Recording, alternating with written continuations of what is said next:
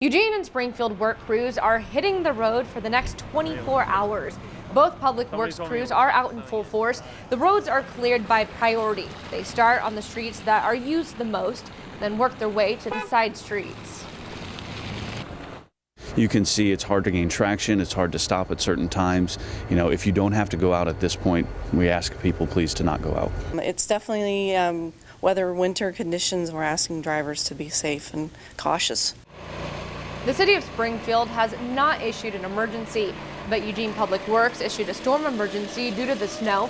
That means street parking is temporarily not allowed on roads being cleared.